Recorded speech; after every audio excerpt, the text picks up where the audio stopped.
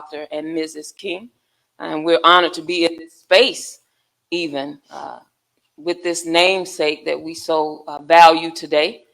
We have this great panel discussion that we're about to have.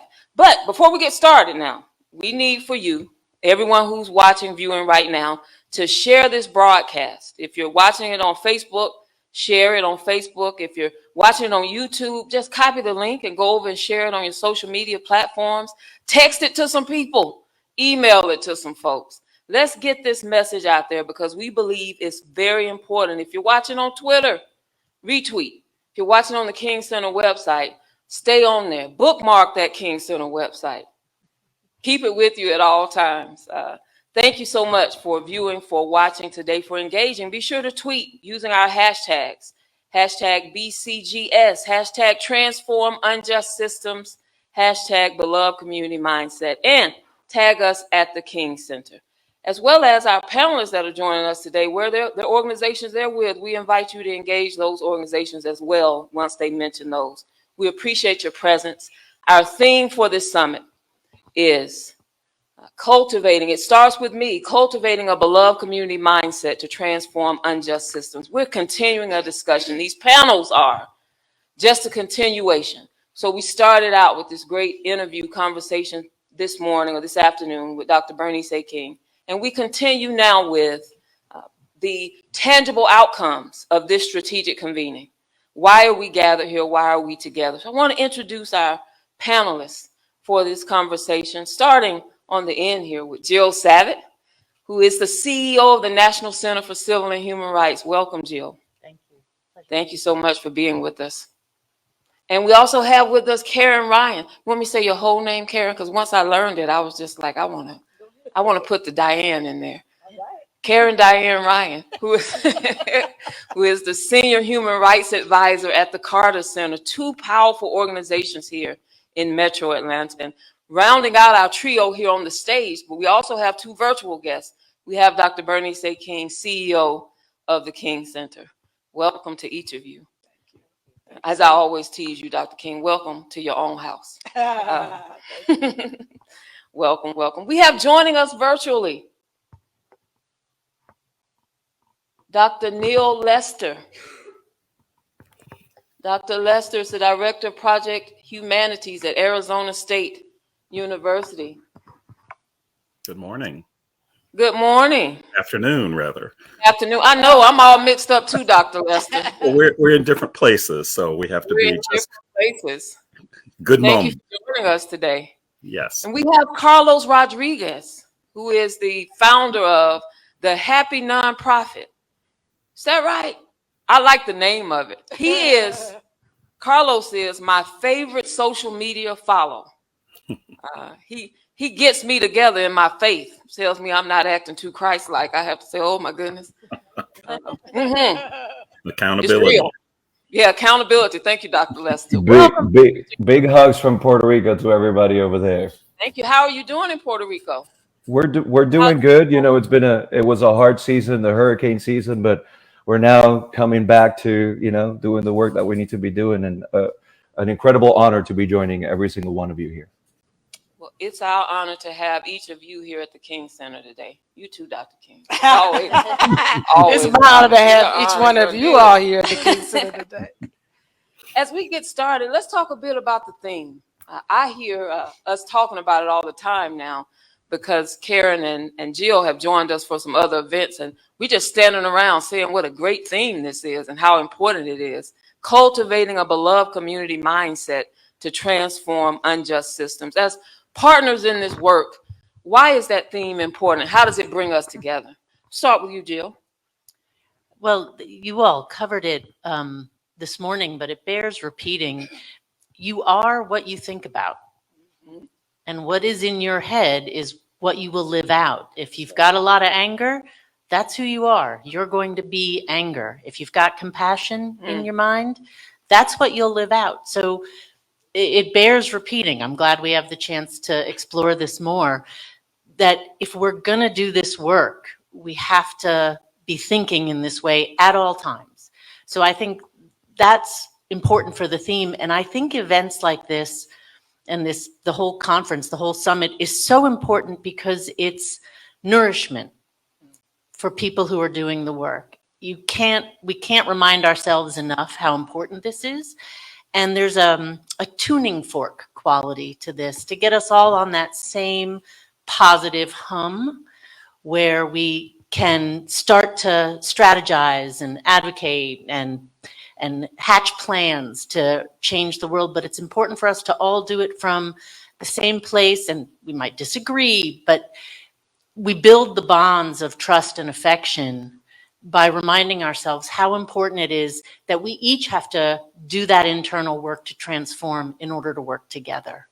Internal work. What about that, Dr. Lester? Let's talk about that. How important is this theme in connection with what Jill just mentioned, internal work? Dr. Lester? There he is. I don't think we can do any of this work until we look inside, and that's part of the challenge here is acknowledging that not everybody is willing to do the work, and we're not always willing to do the work when we're doing the work. You know, we get discouraged.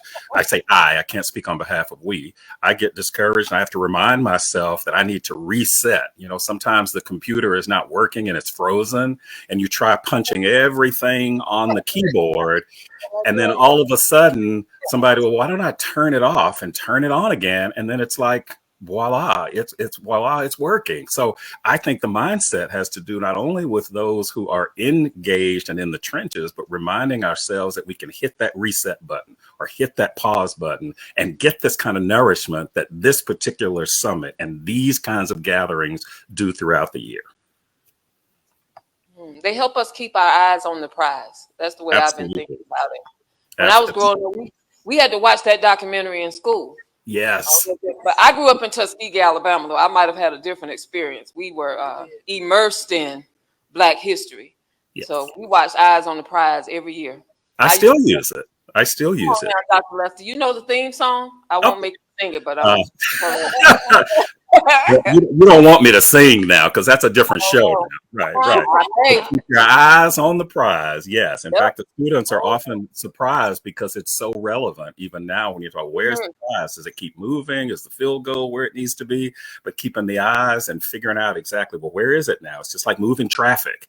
You know, the stop sign may be there, the lights may be there, but every now and then that traffic is not going to be the same pattern that's always there. So keeping the eyes on the prize, the destination. And when you said reset, yes, Dr. King said, reset. So I want to go to her now to see what you think about the need to reset. How does this type of gathering help us to keep our eyes on the prize and to reset, get our focus back? Yeah, so for me, it's really about, first of all, we're at the beginning of a new year. Mm-hmm. And most people at this time of the year are trying to reset. They're trying to refocus. And having this at this particular time is so strategic for me because there's so much stuff in our world that really, as Jill said earlier, inside, I mean, we got a lot of toxic thinking that's happening. And this to me is like the detoxification process for getting us positioned to really make the kind of impact we need to make. You know, I was thinking while everybody was talking, you know, cultivating this mindset requires some everyday grinding, you know, and the only way we can get there, to me, is really consuming what nonviolent thinking is about. Because that's really what it is. I mean, we can say we have this toxic thinking, but how do we get people to the right thinking? And nonviolence gives us a framework for the right thinking. It helps us to understand what we need to be thinking about. You know, what things we need to include in the equation. So that's what I was thinking about, because we are, I won't say everybody, but it seems like we're in a very challenging situation right now in our world. And if we don't do something to reset the way we are operating, we're going to be in serious trouble. Mhm. Mm. Sometimes I just pause to think on the panel. I'm like, that's true. Your dad said we're caught all together. We're all in this together in this big Yeah. world house. So Yeah. our toxic thinking it's influencing things happening all around the world. In Puerto Rico, for instance, the results of lack of care demonstrated by our government Yeah. has impacted horribly people in Puerto Rico, so much so that people don't even realize that not just in terms of humanity, Puerto Rico is a part of us, but like legally and They are part logistically, of us. that we have to be educated. Carlos, when we think about this convening from a faith-based perspective, what's your insight on the importance of people from different faith traditions and backgrounds resetting and getting a cultivation of our mindsets? It's literally impossible to do it with one framework. The work that matters, the work that actually transforms a whole community. I mean, just the fact that you guys are talking about Puerto Rico just fills my heart with so much joy, because here I am, literally in an American colony, in a place where I can't vote for the president who decides where my cousin goes to war to, in a place where I have to pay taxes for a nation that doesn't give me representation in Congress. So, you know, that whole thing about taxation without representation, here we are 100+ years later. But if I was just stuck in the one mentality of my one church in my one community and trying to, and assuming incorrectly that just this one mentality, this one framework, this one experience is going to solve the problems of a whole community that's very diverse, that has a multitude of problems and issues, systemic issues that need to be addressed, then we're going to be left behind. Then the actual work that I'm trying to do will not get done. Actually, and dangerously, I might become a hindrance to the actual work that I want to get done, because I'm assuming that I'm the solution and my way is the solution, and is the way that my preacher preaches about the solution. And so humility has to be the key, an open heart and an open mind. And in a season, and here we are, right, in a season of life where I think it's given us a gift, and it's the gift of clarity. I'll say, for me, I was living in the state. I was living in Raleigh, North Carolina, 2016, the elections happening. And it was, in a bizarre way, a gift for me to define, oh, actually, this is what I believe. If you think that about Black Lives Matter, about even that statement, then this is a line that I have to draw in our relationship. And that gift of clarity helped me then say, okay, this is what I believe. This is what I stand for. This is what I want to fight for.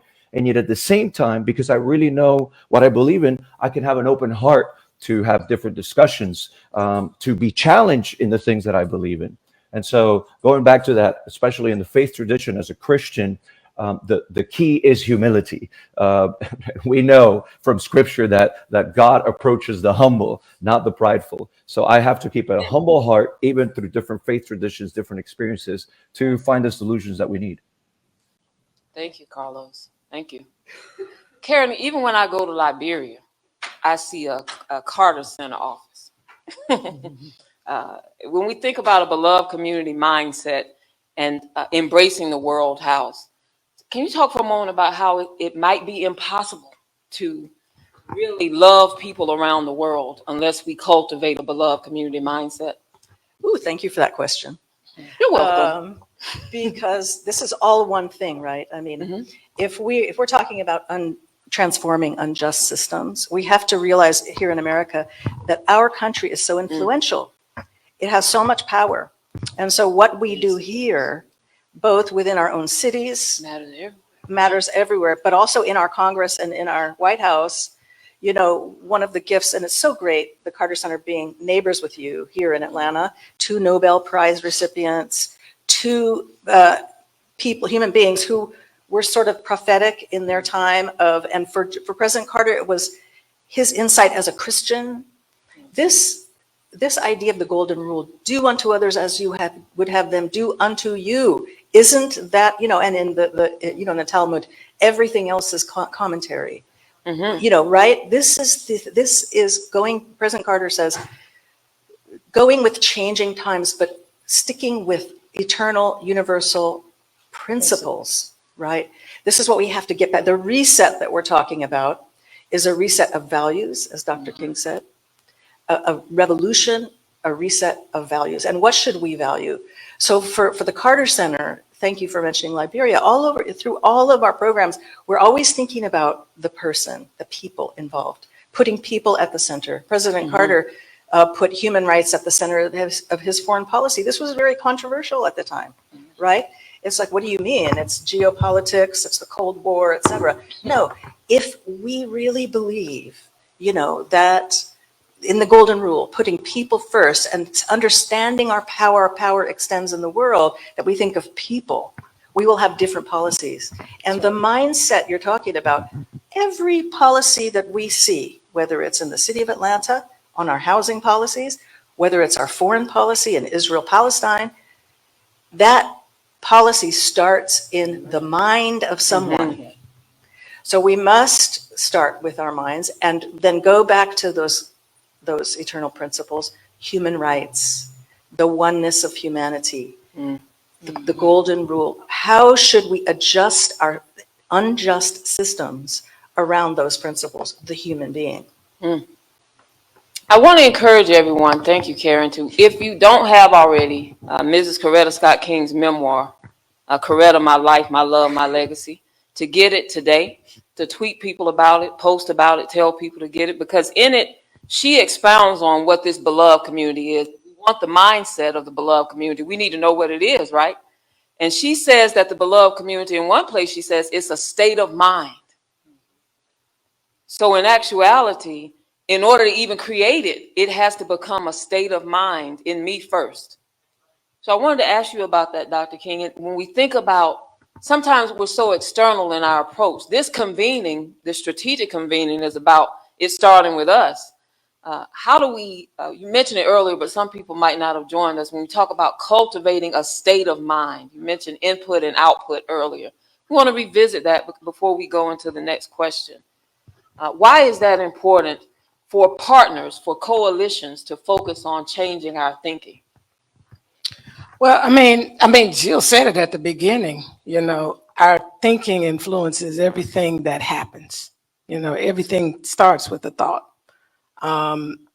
If I don't have a mindset that thinks about how what I'm about to say or do is going to impact people or a person, if it's in that kind of situation, then anything can happen, out of the collection of my life experiences, good, bad, ugly, and indifferent. And so spending time on a daily basis, we talk about it around here a lot, doing a thought audit is so important,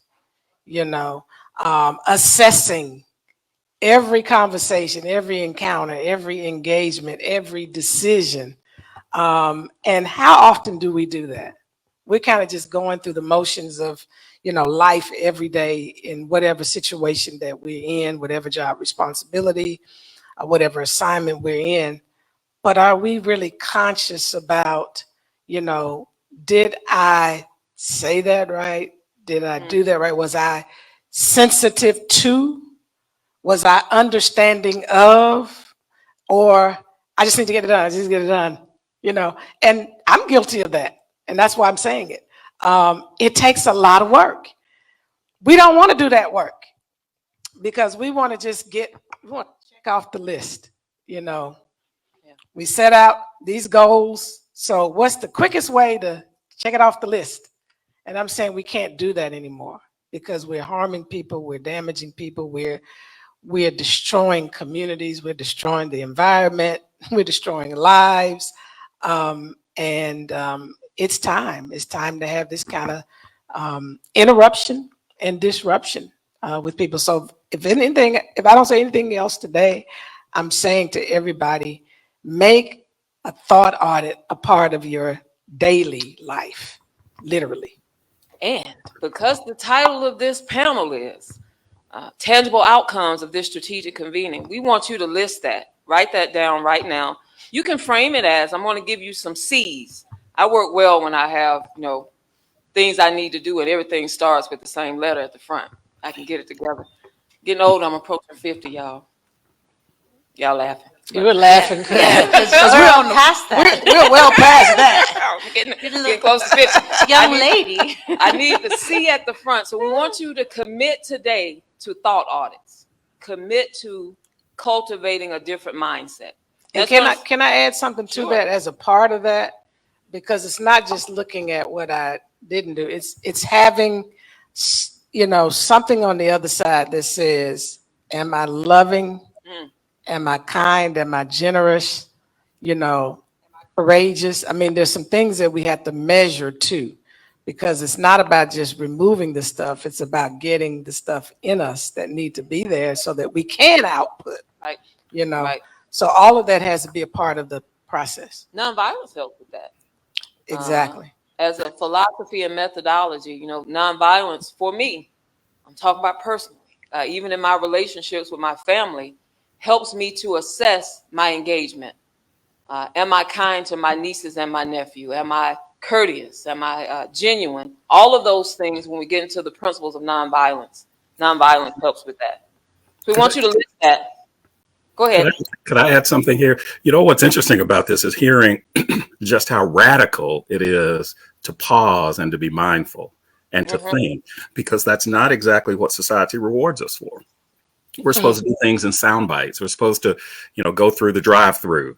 We don't want to wait in line. There are all these ways in which, and the thinking, I think, has to be balanced, at least with unthinking, the ways in which we have moved and acted without thinking and then had to suffer the consequences of that.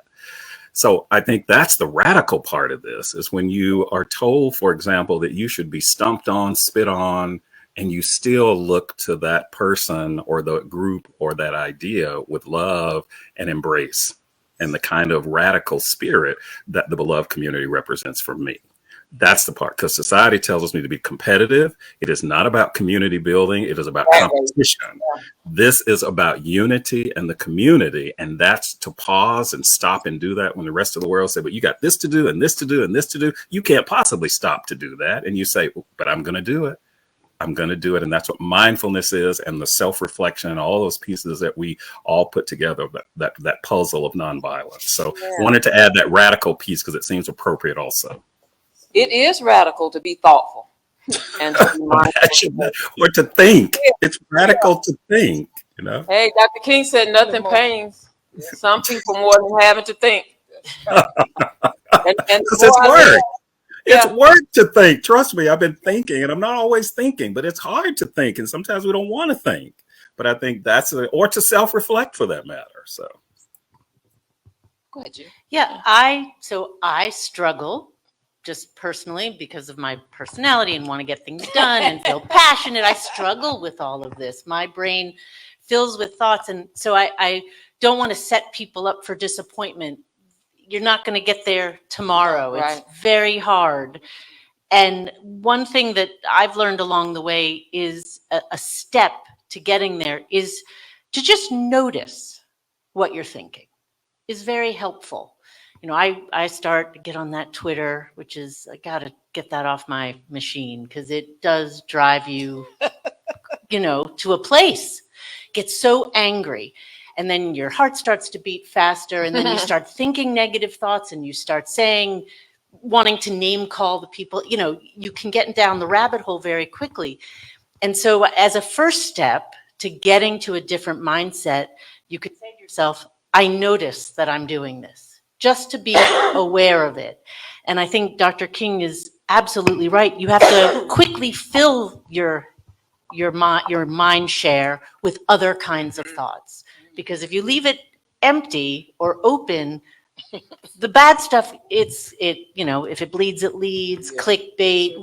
We know what works. Anger works to get attention. And those other kinds of thoughts are much harder to give oxygen and air to. But this mindfulness that Dr. Lester brings up is notice. And you can notice it physically too. We react to these things with our bodies. And that's how you can start to cultivate that different mindset, is by saying, okay, I'm doing that again. I'm going to turn that off and put something else, not junk food, but something nutritious in my brain? Before Karen and Carlos share, I just want to reiterate the first thing we're doing as a tangible outcome, stick with us for days 1 and 2. We're committing to thought audits and to changing, cultivating even, because cultivating is different than changing. Cultivating a beloved community mindset. I want you to make note of that, write it down, type it in your device, that we're committing to this. And one of the major outcomes of this convening is we want people around the world to make that commitment. That's number one. That's the first tangible outcome. That's right. And I wanted to tell the story of a woman, a filmmaker, Dia Khan, who made a film called Meeting the Enemy, White Right, Meeting the Enemy. And this is a woman, South Asian background, living in the Netherlands, facing incredible racism growing up. And she decided, she's been to the United States, and she decided she wanted to ask white supremacists why they hated her. She just couldn't understand it. And so she made a film, it's called White Right, and I recommend checking that out. One of the subjects of her film that she interviewed, a white supremacist, is now on tour with her, talking about what was transformative about that question that she asked. She was brave enough to sit in front of all these different white supremacists, to go in their homes, people who hated her. Now that is courage. You mentioned courage earlier. I think once we transform our thoughts and we sit with our thoughts, we reflect, then you're thinking, what can I do?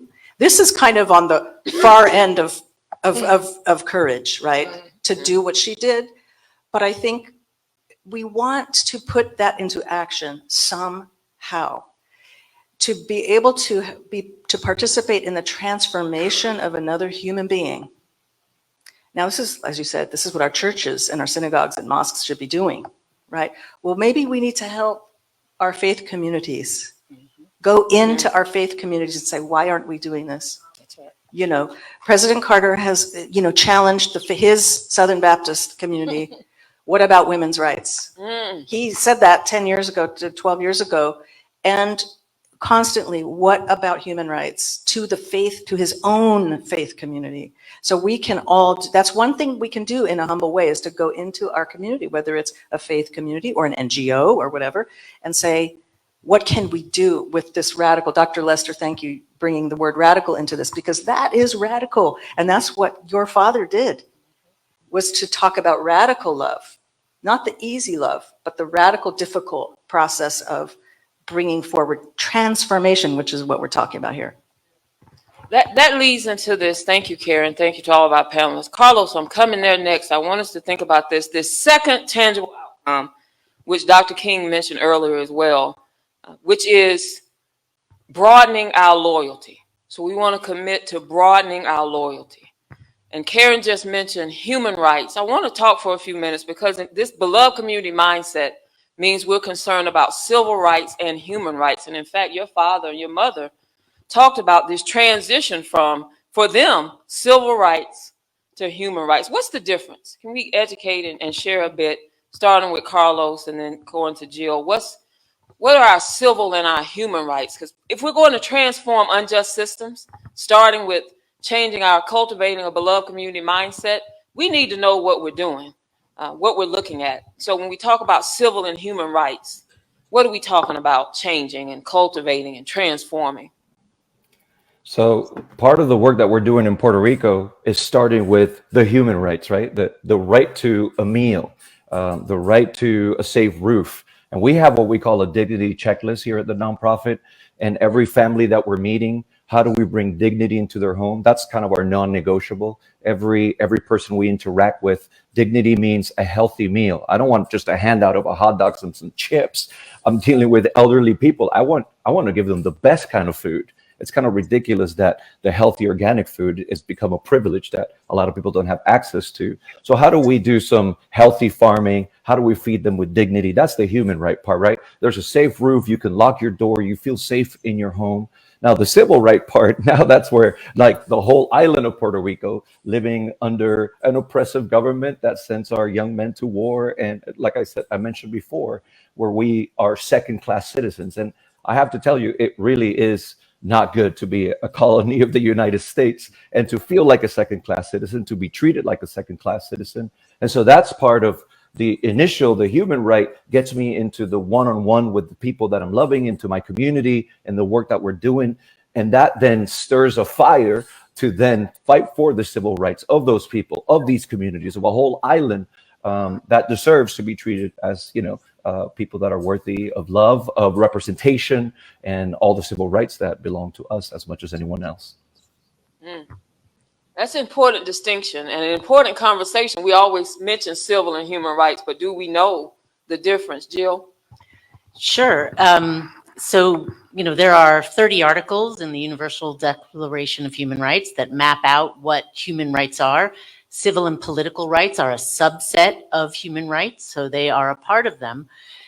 This has its origin after, in the Cold War, where Western countries said, we want to champion these rights: voting, privacy, the rights that you get by being a citizen of a country. And the Eastern Bloc countries said, when those rights we're not as fond of in our systems, but a place to live, a decent place to live, education, healthcare, all the things that give a person dignity, they are all part of human rights. The blending together of those are what make human rights. In our country, we tend to use our civil rights to vote for people who will protect our human rights. But human rights belong to every person, everywhere, no matter where they're born, how they look.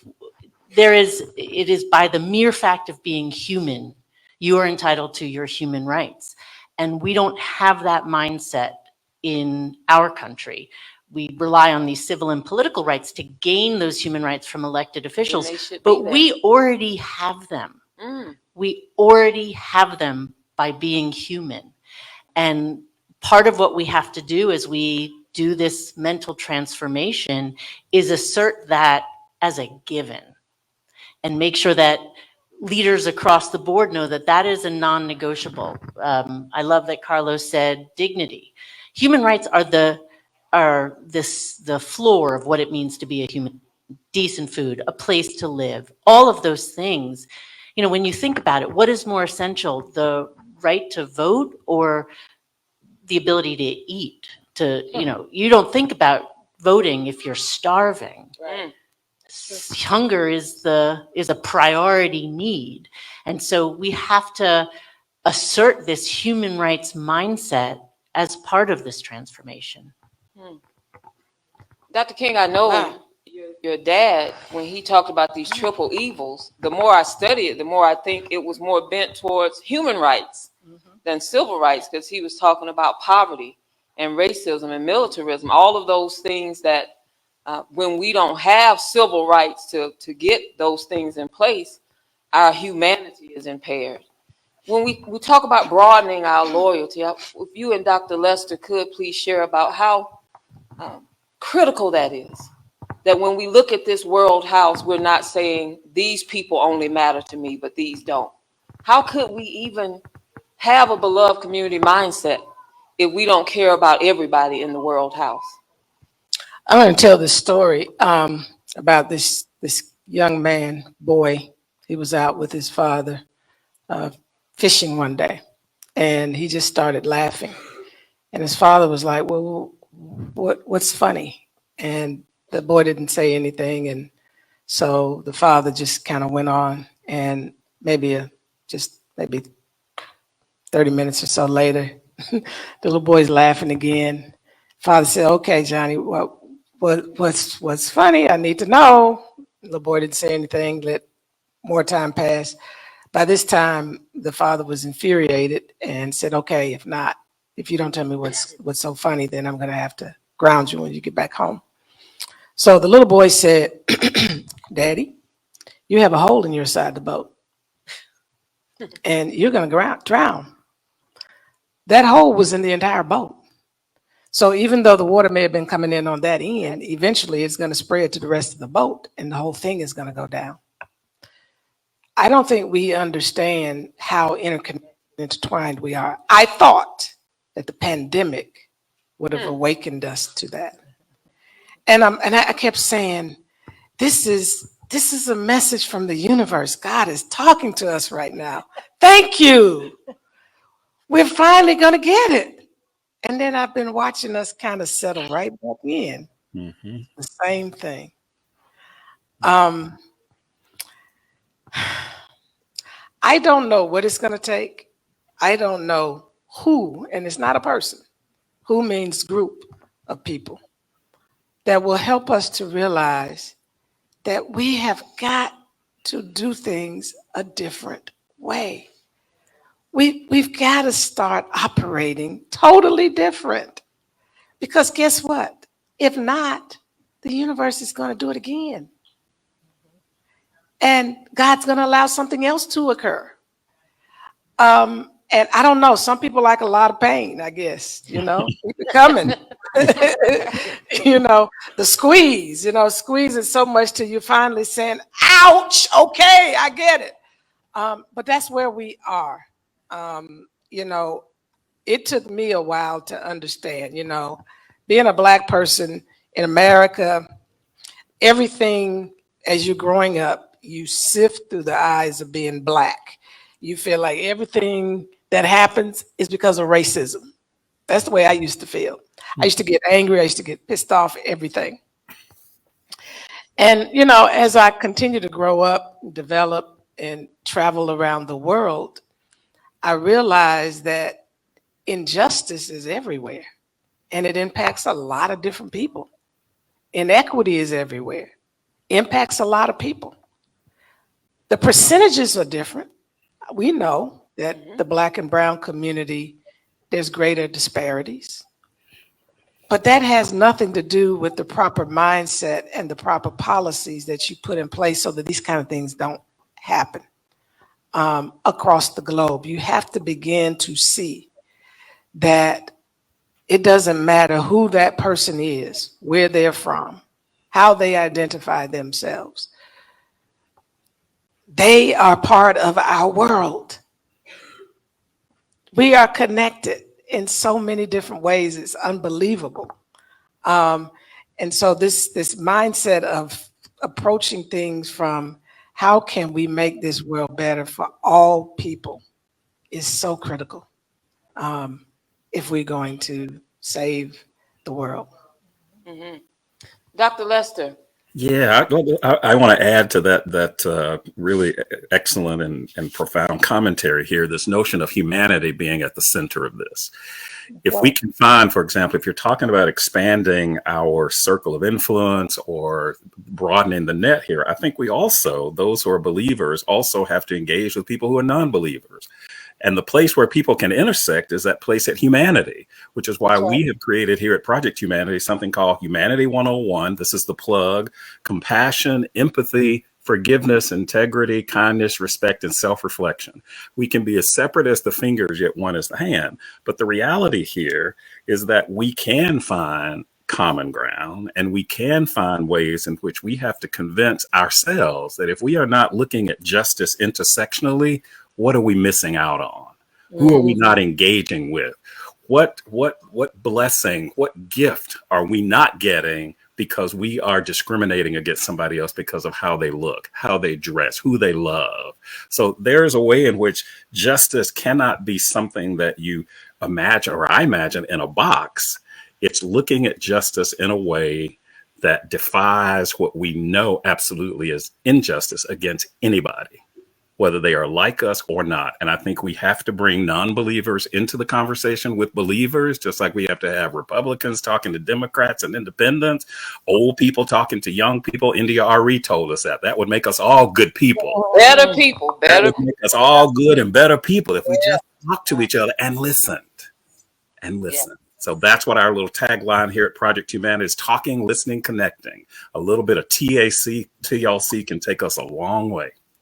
As we actually, it feels like we've just been talking for 10 minutes, but we're concluding this panel. We want to be sure you have these tangible outcomes that we want to take away. The first one was we want to commit to cultivating a beloved community mindset. And our panelists reminded us that in order to do that, we can't just get rid of a mindset. We have to have something to put in its place. So we also have to think about, who do I want to be on the other side? The second tangible outcome, we want everybody who's involved in this summit, who's paying attention, who's tweeting about it, who's sharing with family members, to commit to broadening our loyalty, extending ourselves beyond what's comfortable for us, and saying, how can I demonstrate and be love? Check the shirt. It's the King Center movement. Be love to the entire world house. Third tangible outcome we want you all to do every day when you think about it. How can you engage in coalitions and partnerships? We're all here together representing our panelists, representing different organizations. But as you hear them talk, don't they have the same ideas in mind? The same things we want to accomplish? So we want you to do this. Commit to partnerships. Dr. Martin Luther King Jr. said, our nettlesome task, Dr. King. Sometimes I say Dr. King and I'm talking about Bernice King. I'll say I talked to her last night. And I get concerned because people look at me like, you talked to Dr. Luther King Jr.? I said, no, I talked to Bernice King. I want to clarify, Dr. Bernice King. He said our nettlesome task is to organize our strength into compelling power. We want people everywhere, as a result of this summit, to commit to joining with coalitions, partnering with different. We don't have to do this alone. We change our mindsets. We cultivate different mindsets, but when we get to transforming unjust systems, I want to close with that question. How important is it to organize into partnerships to do this work? I wanted to jump in on that because as we're talking about human rights, this is actually a map for us to work together. Jill mentioned the Universal Declaration of Human Rights and this came about, by the way, the people who wrote that, Eleanor Roosevelt was involved in that, very, very crucial to that. But people drew on their faith traditions to write that document. The first thing I would recommend is for people to go and read the Universal Declaration of Human Rights. It's very inspiring. And then to realize that it's a blueprint for us to act. If we have a right under the Declaration to an adequate standard of living, which is included, an adequate standard of living, that means a right to housing, a right to clean water, a right to nutritious. Those are all included in those rights. So how do we, instead of just a slogan on a placard in front of, walking down the street, you can actually litigate these things. Right here in the city of Atlanta, we have too many homeless people. We have a right to housing here. Well, there is a right to housing. So how would we materialize that for people? That means we have to challenge the housing policies of the city. So let all the housing groups get together. Let's all get together. Let's talk about how do we bring about the right to housing? If you did that, many of the groups working on homelessness have found the solution: housing first. Bring the support services around the person who has a safe place to be. These all have, so any problem that you're thinking about, there is a human right associated with it that you can mobilize around and hold your own government accountable to that right. Organize into partnership around homelessness, around any issue. Any issue that's important. Carlos, you seem to be doing that in Puerto Rico, organizing into partnership to get things done. You talk about that for a moment as we close our panel today. We almost have to go back to the beginning, which is doing the work, right? The work of the mind, of the heart, the work of ourselves. I've been to enough pastors' meetings. Well, let's unite the city, and it's meant to be a prayer meeting. It turns into like everybody's, sharing what the next conference they're going to have in their own churches. I've been to enough gatherings where we're trying to, let's tackle this one issue together. But if you haven't done the deep work of dealing with the ego, with the desire for attention, of that insecurity on the inside that I've been guilty of so many times, of trying to be something that you're not. And so doing the work of self-love, of loving myself, of loving my community, of appreciating the maybe smaller work that I'm doing compared to other people, I think it's necessary to go back to the beginning of the thought audit of, if I'm here in this space of wanting partnership, like the work that we're doing here in Puerto Rico with so many organizations, local government, local leaders, other organizations that come from all around the world to support us, it starts with the individuals here in our own organization being welcoming, not being threatened by that partnership. The inner work of saying yes to the person that's wanting to do work with you, and they might do it differently. And instead of you trying to impose the way that you do the work, actually learning from the way that they do the work. And so in a way, this ending of partnership has to start with the beginning of the work that we're doing on the inside, to come with a clean heart, to do the work that matters together. Thank you, Carlos. Thank you, Dr. Lester. Thank you, Jill. Thank Thank you. you, Karen Diane. Thank you, Dr. King. Thank you to all of you viewing. Thank you for joining this panel discussion. And stay tuned. There's another panel coming up on how did we get here, thinking that got us where we are. It's a very important discussion as well. So we hope you'll be with us for the duration of today and tomorrow for the 2023 Beloved Community Global Summit.